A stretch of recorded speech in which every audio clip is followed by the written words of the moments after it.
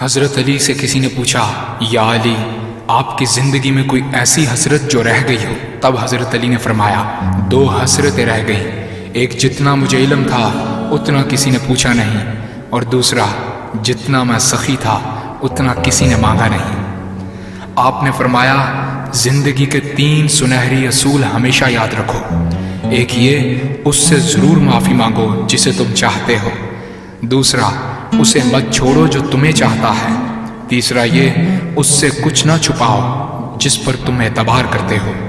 آپ نے فرمایا، دوست سے سنبھل کر دوستی کرو، ہو سکتا ہے وہ کسی دن تمہارا دشمن بن جائے، اور دشمن سے سنبھل کر دشمنی کرو، ہو سکتا ہے وہ کل تمہارا دوست بن جائے۔ زبان کا وزن بہت ہی ہلکا ہوتا ہے، مگر بہت کم لوگ اس کو سنبھال پاتے ہیں۔ آپ نے فرمایا، جسم ایک دکان ہے اور زبان اس کا تالا۔ جب تالا کھلتا ہے تو معلوم ہوتا ہے کہ دکان سونے کی ہے یا لوہے کی۔ زندگی تیز ہواؤں کی مانند ہے، جس نے اس کی آندھیاں برداشت کر لی وہ کبھی غم کی گھٹا نہیں دیکھتا، سر سبز و شاداب باغ دیکھتا ہے۔ حضرت علی سے کسی نے پوچھا، یہ کیسے پتا چلے گا کہ جو پریشانی یا مصیبت ہم پر آئی ہے وہ اللہ کی طرف سے آزمائش ہے یا ہم پر اللہ کی طرف سے سزا ہے؟ آپ نے جواب دیا، جو مصیبت تجھے اللہ کی طرف لے جائے وہ آزمائش ہے، اور جو مصیبت تجھے اللہ سے دور کر دے وہ سزا ہے۔ حضرت علی کے پاس ایک یہودی آیا اور کہا، میں نے سنا ہے کہ آپ مسلمان جب عبادت کرتے ہو تو وسوسے اور خیالات آتے ہیں، جبکہ ہم عبادت کرتے ہیں تو ہمیں نہیں آتے۔ حضرت علی نے جواب میں فرمایا، اگر ایک گھر فقیر کا ہو اور ایک گھر امیر کا تو چور کہاں جائے گا؟ یہودی نے کہا، امیر کے گھر میں۔ حضرت علی نے فرمایا، تبھی تو شیطان ان کو ستاتا ہے جن کے دل میں اللہ ہو۔ جن کے دل میں اللہ کی محبت نہیں ہوتی وہاں شیطان کا کیا کام؟ آپ نے فرمایا، جب تمہاری جان کو خطرہ ہو تو صدقہ دے کر جان بچاؤ، اور جب تمہارے دین کو خطرہ ہو تو جان دے کر دین بچاؤ۔ آپ نے فرمایا، یہ زندگی 2 دن کی ہے، ایک تمہارے حق میں اور دوسرا تمہارے مخالف۔ جس دن تمہارے حق میں ہو اس دن غرور مت کرنا، اور جس دن تمہارے مخالف ہو اس دن صبر کرنا۔ کسی کی مدد کرتے وقت اس کے چہرے کی طرف مت دیکھو، ہو سکتا ہے اس کی شرمندہ آنکھیں تمہارے دل میں غرور کا بیج بو دیں۔ 3 چیزیں ایمان کو تباہ کر دیتی ہیں، امیروں کی محفل، عورتوں کی صحبت اور جاہلوں سے بحث۔ حضرت علی نے فرمایا، جانور میں خواہش اور فرشتے میں عقل ہوتی ہے، مگر انسان میں اللہ پاک نے دونوں رکھی ہیں۔ اگر وہ عقل دبا لے تو جانور، اگر خواہش کو دبا لے تو فرشتے کی مانند ہو جاتا ہے۔